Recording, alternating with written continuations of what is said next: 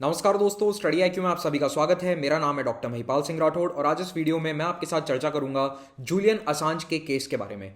कुछ ही दिन पहले यूके की एक अदालत ने जूलियन असांज को यूके से यूएस प्रत्यर्पित करने से मना कर दिया। उनका प्रत्यर्पण ब्लॉक कर दिया गया है, तो जूलियन असांज का एक्स्ट्रेडिशन अमेरिका को नहीं होगा। ये यूके के लिए एक बहुत इंपॉर्टेंट फैसला था, ऐसा माना जा रहा है। और यूएस अब आगे क्या कर सकता है, जूलियन असांज का भविष्य क्या है और ये पूरा केस क्या है। अगर आपको नहीं पता जूलियन असांज के केस के बारे में, तो मैं आपको यहाँ पर उसके बारे में भी बताऊंगा। वैसे पिछले 10 सालों से ये इतना न्यूज में रहा है कि आई एम श्योर आपने कभी ना कभी जूलियन असांज और विकीलीक्स के बारे में जरूर सुना होगा। नहीं सुना तो आज जान लेंगे।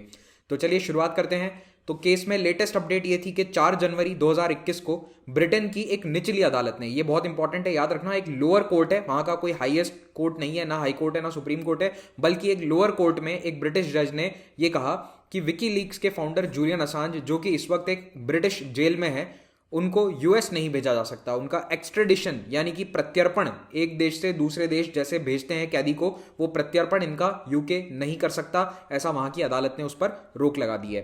तो उसने, कोर्ट ने क्या कारण दिए, जज ने क्या रीजंस दिए कि प्रत्यर्पण क्यों नहीं करना चाहिए। 2 कारण गिनाए गए। पहला, असांज की मेंटल हेल्थ पूरी तरह से ठीक नहीं है और अगर उन्हें यूएस शिफ्ट किया जाए तो यूएस में उन्हें सुपर मैक्सिमम सिक्योरिटी में रखा जाएगा और वहां पर ये बहुत ज़्यादा चांस है कि वो सुसाइड कमिट कर सकते हैं। तो ये 2 रीज़न थे जिसके कारण इनका एक्स्ट्रेडिशन यूके की जज ने रोक दिया।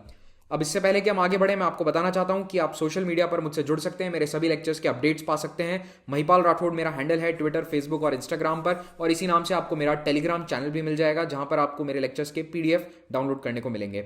Study IQ UPSC smart course लेकर आया है उन एस्पिरेंट्स के लिए जो घर बैठकर आईएएस जैसे एग्जाम की तैयारी करना चाहते हैं, और साथ ही साथ ये कोर्स आपको ऑफलाइन कोचिंग से केवल 10% प्राइस पॉइंट पर मिल जाएगा। तो आप लाखों रुपए अपनी फीस में और अपने लिविंग एक्सपेंसेस में दिल्ली या मुंबई या हैदराबाद जैसे शहरों में जाकर खर्च करें, उससे बेहतर है कि आप अपना ऑनलाइन कोर्स अवेल करें स्टडी आईक्यू का और घर बैठकर ही तैयारी कर सकते हैं। और इस वक्त ये कोर्स आपको एक डिस्काउंट पर मिलेगा। लोहड़ी के तहत स्टडी आईक्यू पर एक्स्ट्रा 5% डिस्काउंट है। तो ज़्यादा जानकारी के लिए आप हमारी वेबसाइट studiiq.com विजिट करें।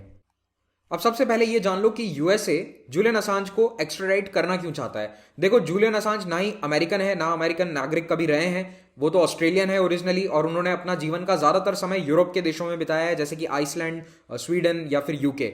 लेकिन फिर भी यूएसए उनको सजा दिलाना चाहता है अपने अदालतों में केस चलाकर। उसके पीछे रीजन ये है कि यूएस का कहना है कि जूलियन असांज ने अमेरिकन कानून को तोड़ा है, उन्होंने अमेरिका पर जासूसी करी है और डिप्लोमेटिक केबल्स और कॉन्फिडेंशियल मिलिट्री रिकॉर्ड्स को पब्लिक के साथ साझा करके उन्होंने अमेरिका के कानूनों को तोड़ा है। तो उन पर 18 अलग अलग केस चल रहे हैं यूएस में विकीलीक्स पर प्लस जूलियन असांज पर। और जूलियन असांज पर और विकीलीक्स पर आरोप है कि इन्होंने इन रेवलेशंस से, ये जानकारी पब्लिक करने के कारण इनके लोगों पर खतरा था। इन्होंने आम आदमियों की लोगों को खतरे में डाला। जो यूएस के डिप्लोमैट्स हैं, यूएस के सीआईए जैसे एजेंसीज के काम करने वाले लोग हैं, उनकी जान खतरे में पड़ गई because of the leaks by Julian Assange.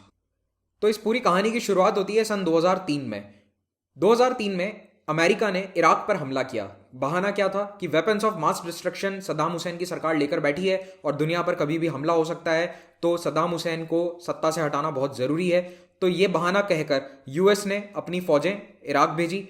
कोई वेपन्स ऑफ मास डिस्ट्रक्शन नहीं मिले 2 साल तक वहां पर जो पूरी लड़ाई चली उसमें, लेकिन उस समय इराक पर मैसिव एरियल बॉम्बिंग करी गई, बहुत बम गिराए गए, हेलीकॉप्टर से कई अटैक किए गए, और इनमें से कई अटैक्स को यूएस मिलिट्री रिकॉर्ड करती है। यूएस मिलिट्री अपने ऑपरेशंस को ज्यादातर रिकॉर्ड करती है अपने खुद के रिकॉर्ड पर्पसेस के लिए, या फिर जो लाइव टेलीकास्ट किया जाता है कमांडर्स को वहां के लिए। तो ये वाली जो रिकॉर्डिंग्स थी, ये एक यूएस मिलिट्री के एक व्यक्ति ने लीक कर दी थी। उस व्यक्ति का नाम था ब्रैडली मैनिंग। तब उसको जाना जाता था ब्रैडली मैनिंग के नाम से। बाद में उसने अपना सेक्स चेंज करा लिया और अब वो कहता है कि मैं एक महिला हूं, तो मुझे चेल्सी मैनिंग के नाम से जाना जाए। तो अब आगे से मैं भी इस लेक्चर के अंदर उसको शी कहकर पुकारूंगा। तो चेल्सी मैनिंग, जो कि अब एक ट्रांस वुमन है, उस समय एक 23 साल का लड़का था यूएस आर्मी में। उसने क्या किया कि ये जो इंटेलिजेंस की जो वीडियोस वगैरह आते थे उसके पास, उसने ये लीक करना शुरू किया। किसको? जूलियन असांज को। तो ब्रैडली मैनिंग ने उस समय ये देखा था कि जो भी ऑफिशियल फाइल्स हैं उनमें उसे ये लगा कि हम सिविलियंस को मार रहे हैं, हम उन लोगों को मार रहे हैं जिनको मारने की जरूरत नहीं है। जैसे कि एक बहुत फेमस वीडियो है, 2007 का वीडियो है, जिसमें हेलीकॉप्टर से यूएस के फौजी गोलियां चला रहे हैं और उसमें 12 लोगों को मार दिया जाता है। ये वीडियो अभी भी यूट्यूब पर उपलब्ध है, आप चाहें तो इसको देख सकते हैं। ये उसका मैंने नाम यहाँ पर डाल दिया है। तो यहाँ पर इसमें साफ दिखता है इस वीडियो में कि ये जो मेंबर्स हैं यूएस मिलिट्री के, ये निहत्थे लोगों को मार रहे हैं जिनको मारने की जरूरत भी नहीं है, बच्चे भी आ रहे हैं उसमें, उनको भी मारा जा रहा है। तो ये सारी चीजें जो है ये ब्रैडली मैनिंग को सही नहीं लगी, तो he tried to leak it to the media. Manning ने उस समय ये वीडियोस यूएस न्यूज़पेपर्स को देने की कोशिश करी, लेकिन अमेरिका के सभी अखबार और पब्लिशिंग हाउसेस ने इन्हें पब्लिश करने से मना कर दिया क्योंकि ये ऑफिशियल सीक्रेट्स थे। ओके, तो फिर मैनिंग संपर्क में आया जूलियन असांज के। जूलियन असांज विकीलीक्स ऑर्गेनाइजेशन चलाते थे, 2006 में उन्होंने इसकी शुरुआत करी थी। मैनिंग द्वारा प्रोवाइड करे गए इन वीडियोस को विकीलीक्स ने अपनी वेबसाइट पर पब्लिश किया और उसके बाद दुनिया के कई बड़े अखबारों ने इस स्टोरी को ऑफिशियली छापा।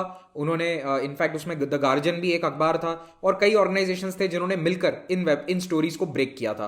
तो 2010 और 2011 की ये सबसे बड़ी स्टोरीज थी जो विकीलीक्स ने उस वक्त दुनिया के सामने रखी थी। और विकीलीक्स यहाँ पे ही नहीं रुका था, विकीलीक्स ने 2011, 2012, 13 तक भी बहुत सारे खुलासे किए थे। तो ना केवल मिलिट्री सीक्रेट्स या फिर मिलिट्री ऑपरेशंस, बल्कि जो डिप्लोमेटिक केबल्स होते हैं उनको भी लीक किया गया। डिप्लोमेटिक केबल का मतलब है कि जो यूएस की एम्बेसीज दुनिया भर में है, वहां से जो मैसेजेस वॉशिंगटन डीसी भेजे जाते हैं अपनी गवर्नमेंट के पास, उनको लीक करना शुरू किया और उससे दुनिया भर के कई देशों में हाहाकार मच गया था। इनफैक्ट ट्यूनीशिया में तो इसके कारण तख्तापलटी हो गया। It was one of the reasons. Tunisia में जो सरकार थी उसके स्कैंडल्स, करप्शन के बारे में ये जो केबल्स जब लीक हुए तो अरब स्प्रिंग की शुरुआत में ये भी एक कारण था कि लोग इसको भी साइट कर रहे थे कि देखो हमारी सरकार कितनी करप्ट है। तो ज़ीनल अब्दीन बेन अली की सरकार, तो इसी वन ऑफ द रीजंस यही था कि सरकार गिर गई थी।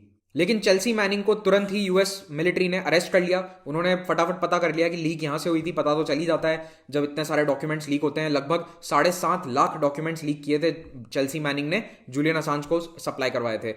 अब विकीलीक्स वेबसाइट की शुरुआत 2006 में हुई थी आइसलैंड में और तब इसका नाम था सनशाइन प्रेस। जूलियन असांज खुद एक ऑस्ट्रेलियन इंटरनेट एक्टिविस्ट है और ये याद ध्यान रखिएगा कि विकीलीक्स का विकीपीडिया से कोई लेना देना नहीं है। अक्सर लोग इसको कंफ्यूज करते हैं क्योंकि थोड़ा सा उनका लोगो भी मिलता जुलता है। विकी जो शब्द है ना, इसका मतलब ये होता है जहां कहीं बहुत सारी चेन बन जाती है एक से जुड़कर एक, उसको विकी कहते हैं। तो वो विकीपीडिया का नाम भी वहीं से इंस्पायर्ड है और विकीलीक्स भी वहीं से इंस्पायर है। दोनों की इंस्पिरेशन एक ही है, ठीक है, लेकिन कॉपी नहीं किया इन्होंने। ओके, तो विकीलीक्स एक नॉन प्रॉफिट ऑर्गेनाइजेशन है जो इस तरह के लीक्स मीडिया में अभी भी करता रहता है। बहुत सारे पिछले 10 साल में, एक दशक में विकीलीक्स ने बहुत सारे डेटा को लीक किया है, कई सारे डिप्लोमेटिक केबल्स को लीक किया है। तो 2010 में चेल्सी मैनिंग को तो यूएस मिलिट्री ने अरेस्ट कर लिया, यूएस की सरकार ने उनके खिलाफ केस चलाए और असांज पर भी तुरंत केस कर दिए गए। लेकिन असांज तब कहाँ रहते थे? यूरोप में। He was in Europe through out. तो उन्होंने क्या करा, यूरोप में स्वीडन देश में एक आरोप आया जूलियन असांज पर। अचानक से एक केस आता है, 2 महिलाओं ने इन पर सेक्सुअल असॉल्ट का केस लगाया।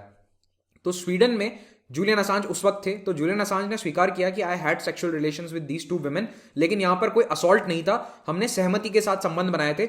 ये जूलियन असांज का कहना था और इन महिलाओं को जानबूझकर सरकार द्वारा बोला जा रहा है कि अब आप केस कीजिए। तो ये केस स्वीडन में उन पर चलाया गया। He was in Sweden for a few months और कुछ महीने बाद स्वीडन की अदालत में इनके खिलाफ फैसला आता है कि इनको जेल होनी चाहिए। तब जूलियन असांज चले गए स्वीडन से, कहाँ? यूके, क्योंकि उन्होंने कहा कि ये जो मुकदमा है मुझ पर झूठा मुकदमा दर्ज कराया गया है। तो ये 2012 में यूके भाग जाते हैं और यूके में भी अब क्या है कि वहां से यूके की सरकार उनको स्वीडन भेजना चाहती थी। तो फिर अल्टीमेटली इन्होंने क्या तय किया, इक्वाडोर नाम का एक देश है साउथ अमेरिका में, इक्वाडोर की जो एम्बेसी है लंदन में, वहां पर ये चले गए। और कोई भी व्यक्ति जब एम्बेसी के अंदर चला जाता है तो वो एक तरह से इक्वाडोर की धरती पर चला गया, या कोई भी देश जिसकी एम्बेसी है, तो वहां पर ब्रिटिश पुलिस या लंदन की पुलिस आकर उन्हें अरेस्ट नहीं कर सकती थी। और जूलियन असांज 7 सालों तक इसी एम्बेसी के अंदर रहे। जब तक इक्वाडोर में सरकार उनको सपोर्ट कर रही थी तब तक Julian Assange was in that embassy. इस बीच चेल्सी मैनिंग पर जो मुकदमे चल रहे थे उसमें उन्हें दोषी पाया गया। चेल्सी मैनिंग जब जेल में थी तभी उन्होंने कहा था कि मैं एक पुरुष नहीं, ब्रैडली मैनिंग नहीं, बल्कि चेल्सी मैनिंग के नाम से जाना जाना चाहता हूं। और इन्होंने हार्मोन रिप्लेसमेंट थेरेपी भी शुरू करवा दी थी, आई थिंक उसी समय। 2017 में ओबामा ने अपना ऑफिस छोड़ने से कुछ ही दिन पहले चेल्सी मैनिंग का सेंटेंस कम्यूट कर दिया था। It was one of his last presidential acts. तो चेल्सी मैनिंग का जो जेल सेंटेंस है वो तभी पूरा हो गया 7 साल में। 2010 से जेल में थी तो 7 ईयर्स में इसका जो पूरा सेंटेंस है वो खत्म हो गया। इस बीच 2019 आते आते इक्वाडोर में सरकार बदल चुकी थी।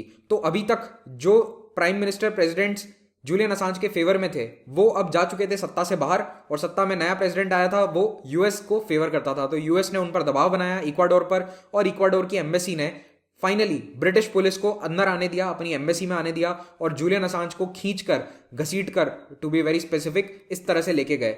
और जूलियन असांज को लोग 7 साल बाद देखकर हैरान थे कि ये आदमी जो शायद 40 ईयर्स के आसपास एज थी जिसकी, ये ऐसा कैसा लग रहा है, आपको देखकर लगेगा कि ही इज अबाउट 60 में भी। तो इनका विजिबल डिटेरियोरेशन हो गया था हेल्थ में, और जब इनको खींच कर लेके जाया जा रहा था जेल में, तब भी कई लोगों ने इस बारे में कमेंट किया था कि इट डज नॉट सीम कि he is in his proper mental health. ऐसा लग नहीं रहा है कि वो पूरी तरह से मानसिक संतुलन उनका ठीक है, थोड़ा सा मानसिक संतुलन बिगड़ा हुआ उस समय भी असांज का लग रहा था, जिस तरह से वो चिल्ला चिल्ला के लोगों को या मीडिया को बोल रहे थे। तो 2019 में ये जेल में डाल दिए गए थे, लगभग 2 साल हो गए, आई थिंक अप्रैल या मई 2019 की बात है, तब इन्हें जेल में डाला गया था। I think it was 11 April 2019, date से कोई मतलब नहीं है पर ऐसे ही। तो अप्रैल 2019 के बाद से, जब से ये यूके की जेल में है, पीछे ट्रंप एडमिनिस्ट्रेशन, जो अब असांज के पीछे पड़ गया था। हाँ, by the way, Donald Trump Julian Assange को एक हीरो बोलते थे जब उनका चुनावी कैंपेन चल रहा था, चुनाव में प्रचार कर रहे थे, तब हिलरी के जो लीक हुए थे सारे हिलरी क्लिंटन के खिलाफ, उसके कारण उनको मदद मिली थी। तो चुनाव के पहले तो डोनाल्ड ट्रंप कहते थे जूलियन असांज तो बहुत शानदार आदमी है, और जब खुद प्रेसिडेंट बन गए तो बोलते हैं कि इनको तो जेल में डालना चाहिए। 17 नए चार्जेस फाइल किए गए अमेरिका की गवर्नमेंट द्वारा असांज के ऊपर, और मैक्सिमम इसमें सजा होगी इन्हें 175 साल की। बेसिकली ये अपनी लाइफ लॉन्ग जेल में ही रहने वाले हैं अगर यूएस पहुंच जाते हैं।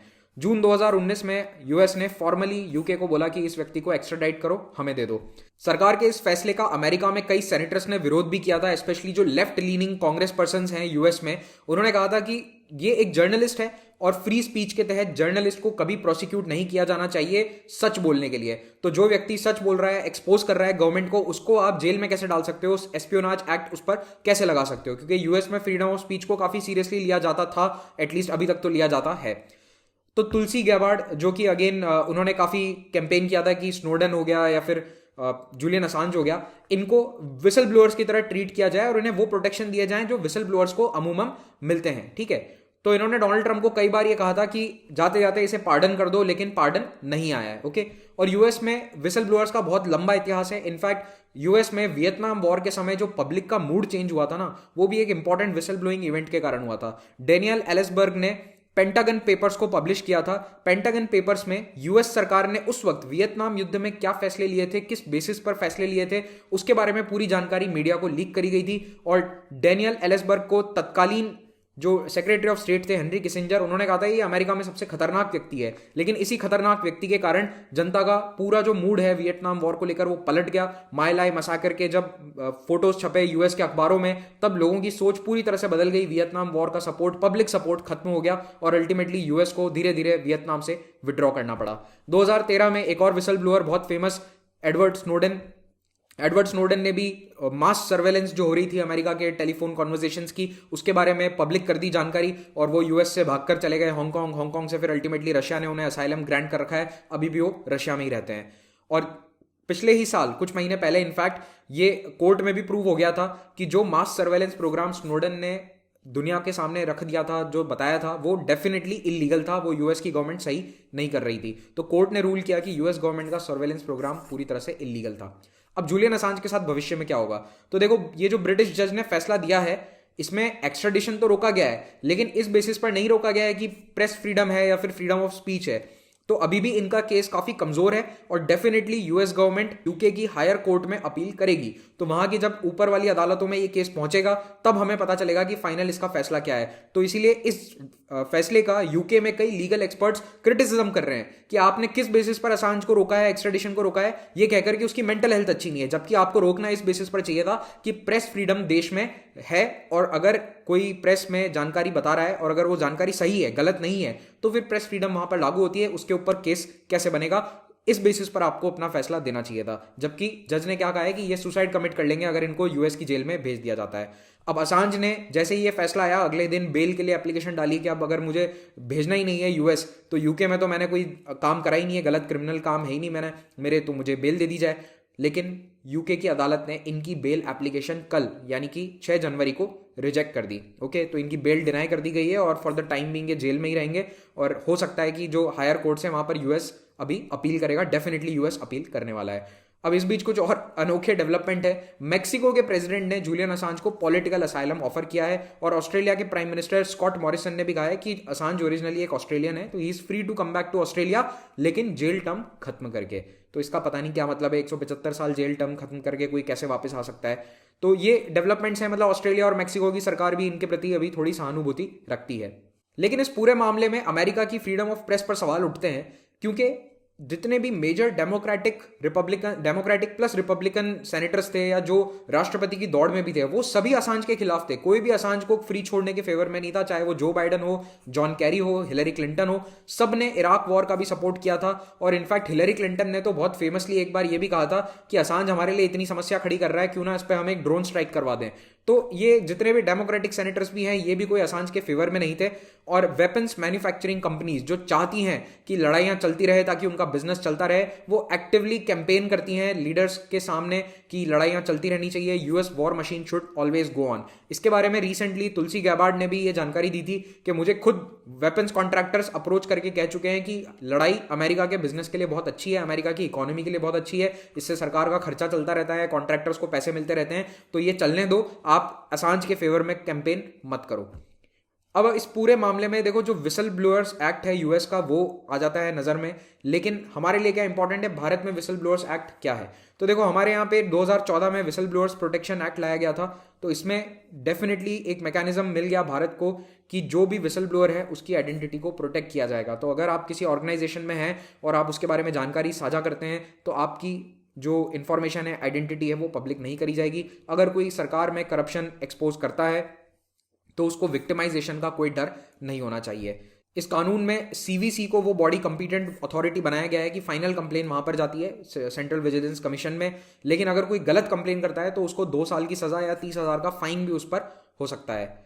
लेकिन अगर आप कंप्लेन करते हैं बिना नाम के, तो आपकी कंप्लेन पर कोई कार्रवाई नहीं होगी। चाहे आप अपने ऑर्गेनाइजेशन के खिलाफ कंप्लेन कर रहे हो, आपको अपना नाम बताना जरूरी है। और इस एक्ट के दायरे से स्पेशल प्रोटेक्शन ग्रुप को बाहर रखा गया है। इसी के साथ ये लेक्चर समाप्त होता है। Thank you very much for watching this. Have a great day.